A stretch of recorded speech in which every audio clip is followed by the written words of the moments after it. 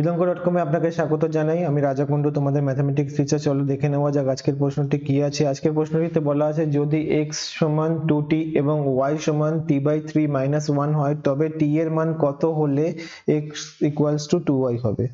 তাহলে শুরু করছি। প্রদত্ত প্রথমে সম্পর্ক দেওয়া আছে x সমান 2t, এটাকে বলছি আমরা 1 নম্বর সম্পর্ক। তারপরে সম্পর্কটি দেওয়া আছে এবং y সমান t/3 - 1, এটাকে বলছি আমরা 2 নম্বর সম্পর্ক।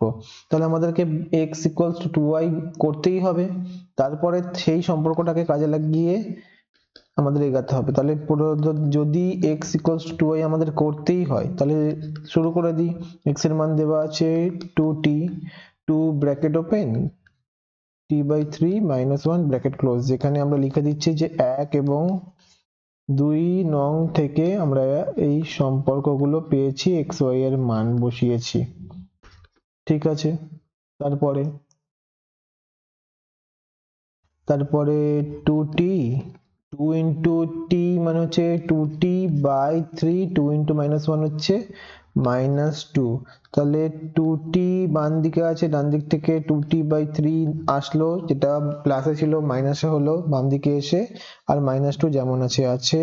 তাহলে 2t/1 আর by 3, তাহলে 3 আর 1 এর লসাগু হলো 3, ডান দিকে -2 যেমন আছে রেখে দিলাম। আর হচ্ছে 2t/1 আছে, তাহলে 3 into 2t মানে হচ্ছে 60 হলো, আর 3/3 1, তাহলে 2t into 1 2t হলো।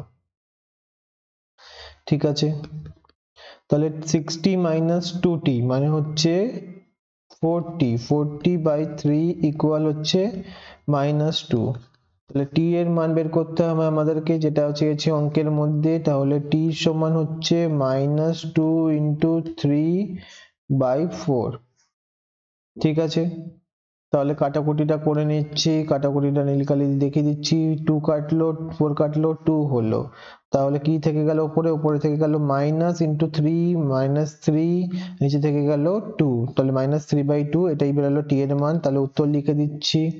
সুতরাং নির্ণেয় মান মানে নির্ণেয় t এর মান আমাদেরকে নির্ণয় করতে হবে ওই সম্পর্কটা x = 2y থেকে। তাহলে t এর মান বেরোলো, নির্ণেয় মান t সমান -3/2। থ্যাংক ইউ ফর ওয়াচিং বিদঙ্গ.com। অঙ্কের আরো প্রবলেম এবং সলিউশনের জন্য আমাদের ওয়েবসাইট অবশ্যই ব্রাউজ করো। Thank you.